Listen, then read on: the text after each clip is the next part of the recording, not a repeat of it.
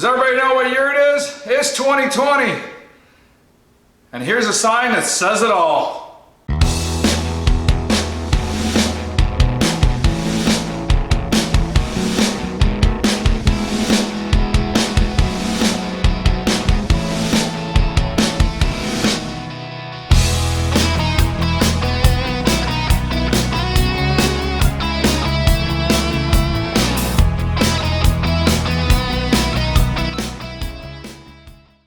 Hey there, Warrior Woodshop. My name is Mr. Rodaway, and this video is all about making hand-routed signs.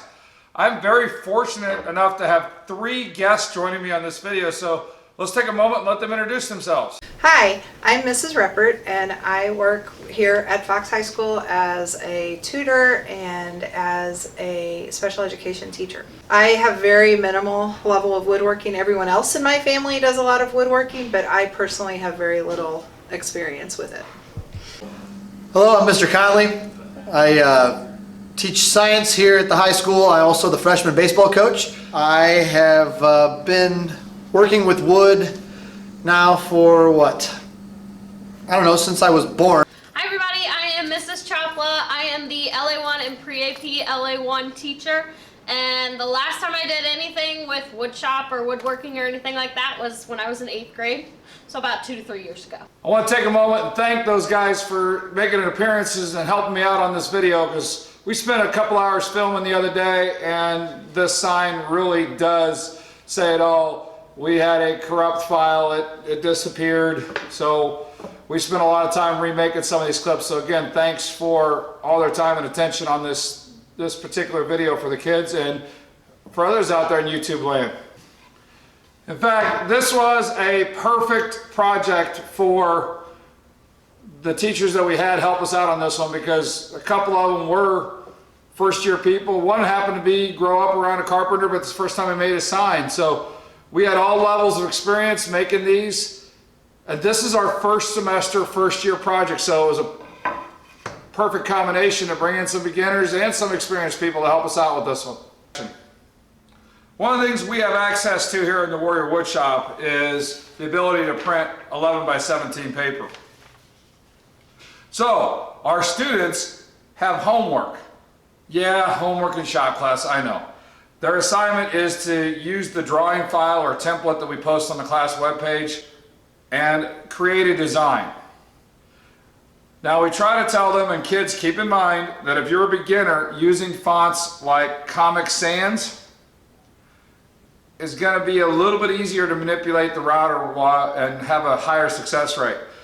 If you got a lot of eye-hand coordination, or you're really good at artistry type drawings, using fonts like Times New Roman and adding some design elements can really spice it up, but it does take a little bit of patience and practice to do each one of these signs. Stay within your abilities. For those of you that aren't in the Warrior Woodshop and you're trying to do this project from home, you can freehand the drawing right onto the board.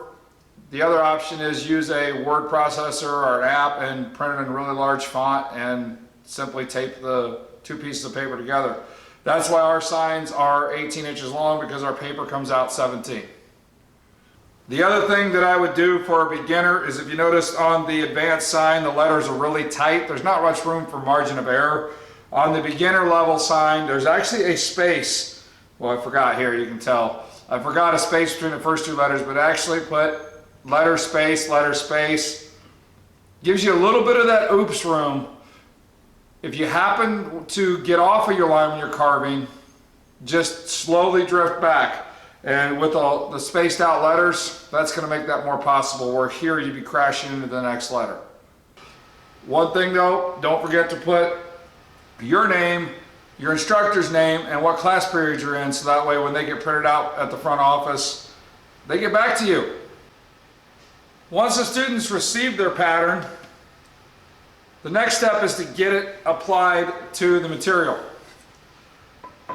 A lot of sign makers just pull out the spray glue and adhere the sign right to it, but that's going to end up resulting in a lot of sanding.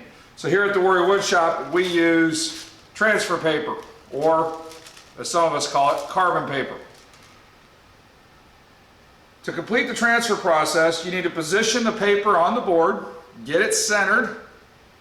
You only need 2 small pieces of masking tape, creating a hinge, so tape them at the top. This way you can lift your paper up to check your progress without moving it on the pattern.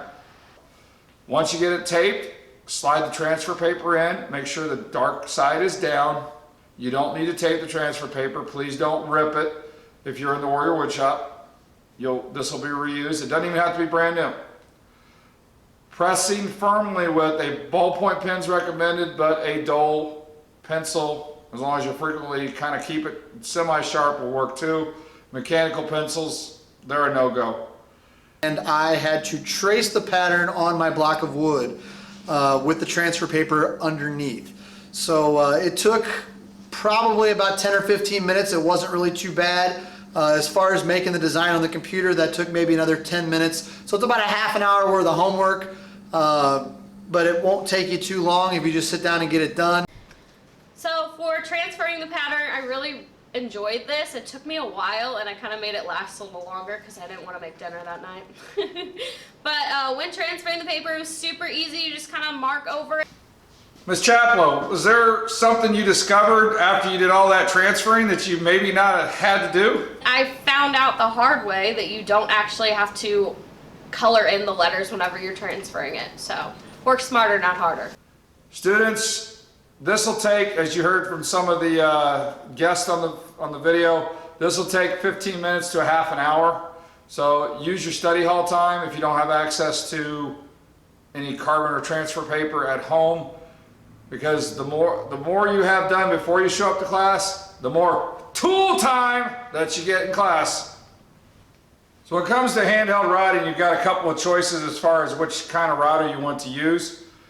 The usual go-to you would think about for sign making is what's called a plunge router. It rides up and down on 2 posts, uses the stop bar here on the side to control the depth, and has a lock and unlock lever to plunge it up and down.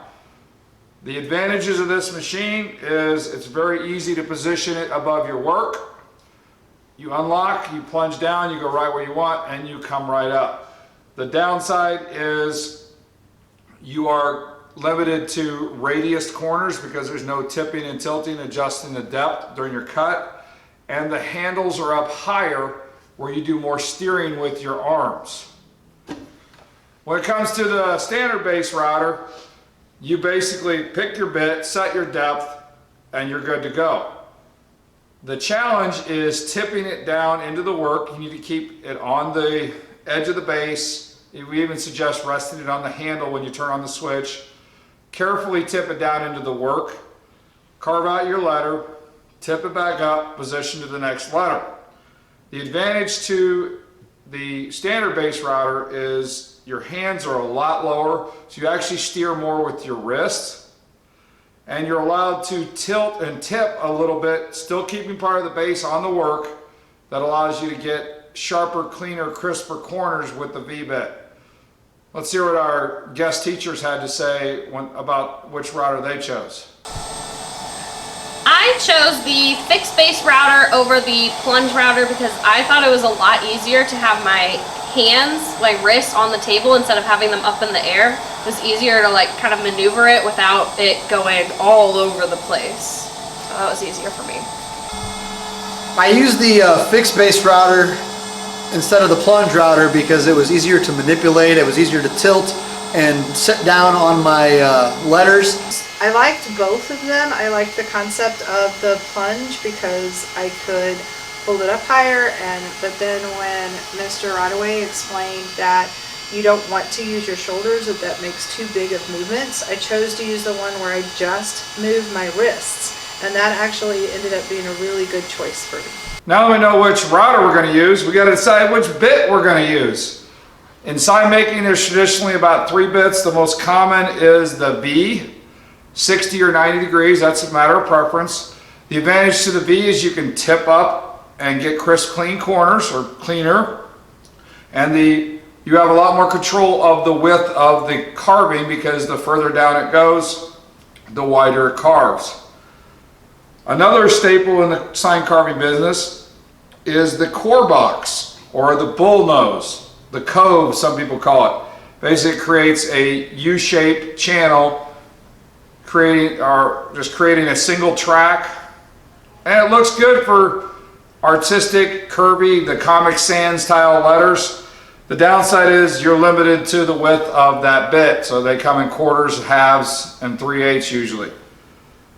The other one that has a lot of variety for larger areas like address signs, the paw print that one of our guests did, is a straight flat bottom bit. So again, you are limited to the diameter of the bit, but with the flat bottom you can go back and forth.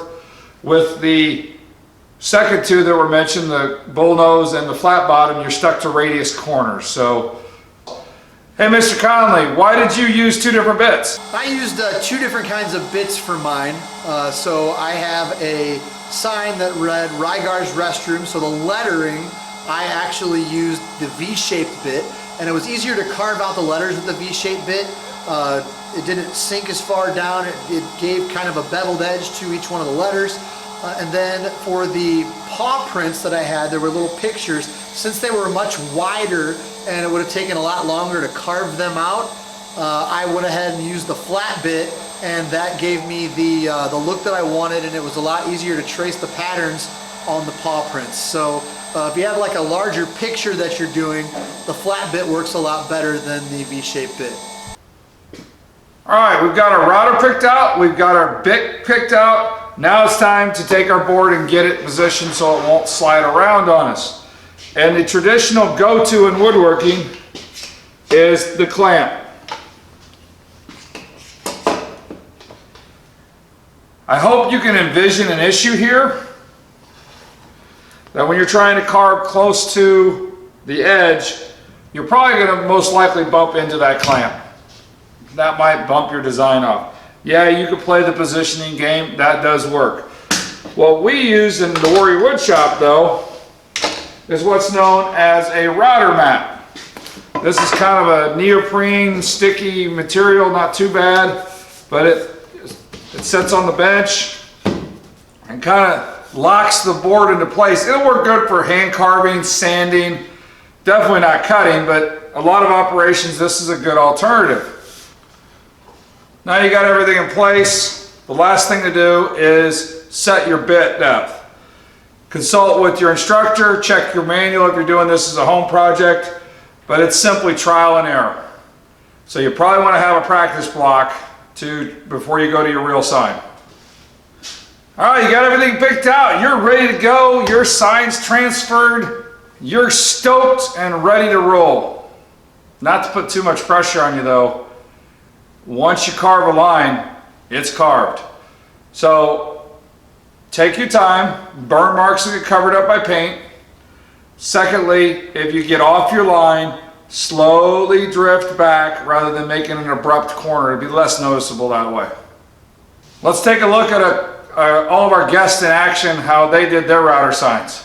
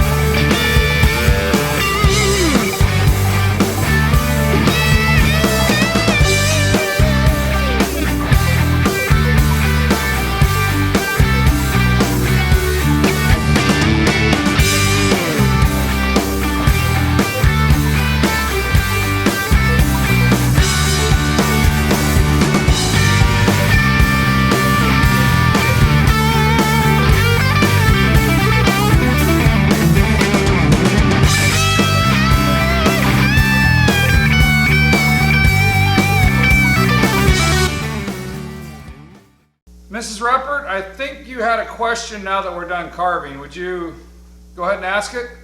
Okay, so I don't really understand why there's left with blue marks on the top of it, and how in the world am I supposed to get those off? So what she's referring to is, you can see on this basketball sign, there's a little bit of the ink lines that it got shifted, and since the routers only make a radius corner, that's left a lot of the blue marks. Those will get taken care of in the final sanding, nothing to worry about. Well, now that we got our letters all carved, it's time to take care of the edges. This can be done with a different bit on the handheld router, but we find in the Warrior Woodshop it's a lot easier to use a table router. All a table router is literally, in most cases, a motor carved mounted upside down with a larger plate in a table with a fence setup. The big advantage of this is you don't have to do clamps, no repositioning. The downside is the danger zone, margin of safety. Depending on what color your plate is, red, green, gold, yellow, black, that usually represents the danger zone. The challenge that we run into, let me demonstrate with my sign, is when you're carving, that disappears. So keep that in mind, that you keep your hand at least 3 inches away. And on our particular routers, we have a couple of reference points. Our fence is 3 inches tall, and our miter track is 3 inches away. So keep those 2 points in mind as you're running the board across, because trust me, it doesn't feel too good to touch a moving router bit. All right, now that we got our sign carved and our edges done, it's on to the real messy part. Messy part? What? This kind of looks like the messy part. I'm gonna have sawdust in my hair for weeks. Quit your belly aching, it's just chalk glitter. What we call the messy part is painting. And the go-to for a lot of people would first be, hey, we can spray paint this. We're gonna sand off all the top parts, right? The problem with using spray paint in the Warrior Woodshop, we go big or go home. The problem with using spray paint is wood is not actually solid. We say the term solid wood, but it's really a fibrous material like a block of rope. Spray paint is a lot thinner than brush-on paint, so it tends to creep down in between all those fibers, and it doesn't sit on the surface like a thicker paint would. So we just go down to the local craft store, discount store, and we get these less than $1 little paint containers. Another option is, especially if you're making a house sign, you can use the same stuff you use to paint your house. Make it a matching, coordinating sign. So you need to be careful when you're painting, but you don't have to be absolutely perfect, because at the end we will sand off the top. But remember, the more you get on the top, the more you're going to have to sand off. All right, I got my sign done. Nice. Is there anything else I need to do though, or am I good to go? Well, it's time to apply the clear coat. But wait, I thought you said we weren't supposed to use spray paint. This is spray paint. That is clear coat. The difference, remember we talked about, is the thin, dark colors get in between the fibers. You won't notice it if the clear gets in between. It helps protect it, but you can brush it, but every time you come across a letter, it's going to leave a pool inside, like rubbing the brush on the edge of the can. Yeah. So I found that, you know, you can use either, but this is my go-to. Don't forget to do the backside. Oh, I would have forgotten that. Because humidity will get into it no matter where any place you get a chance to get into it. So before we wrap this up, I'd really like to thank our guest teachers for helping us out on this one. It's nice having someone that hasn't done the project before to show our students who haven't done the project before that they're not the only first timers out there. So a real big shout out and thank you to Mrs. Ruppert, Mrs. Chapla, and Mr. Conley. What would you guys tell the students now that you've had a chance to carve your sign? I think that the most important advice I can give is that please go slow. You really need to slow down and practice before you try it on the piece of wood. And then do not, oh, I know what the other thing is, don't go backwards. Mr. Rodaway calls that something, so check with him to see what he calls it. I think it's called backtracking. Don't backtrack. if you get to a letter and you need to start someplace in the middle, then go down and then pick it back up and go back up to the top. Don't backtrack. So this was my first time working in the Warrior Woodshop. It was actually a lot of fun. The projects were not overly difficult as long as you do your homework and you pay attention. Make sure that you follow the safety rules. There were a couple of times even I had to be reminded to put my safety glasses on when Mr. Rodaway was working with the routers. So yeah, just follow the rules and have a good time, guys. That's what it's all about. So some advice I have, just keep doing what you're doing. Don't give up. You'll probably be a lot harder on yourself than anyone else. So even if you don't think it looks that great, keep in mind it's one of your first projects of the year. You'll keep getting better. And of course, practice makes perfect. If this seemed like a cool project, but you don't have a router or you're not familiar, you've got one sitting in the garage, you're not familiar with it, check out some of our other videos. Be sure to like, subscribe, hit that bell thingy. But we have a dedicated video on how to operate the routers and the router tables. So be sure to check that out. Then come back and rewatch this one and go start making some signs. Finally, if you like this video, give it a like. Also, subscribe and hit that bell so that way you know when we're actually posting more shop videos, more tool videos, more project updates from the students right here in the Warrior Woodshop. So give us a shout out, like, comment, ask questions. We'll be sure to get back to you. Now, Go out and make some sawdust. that was my line.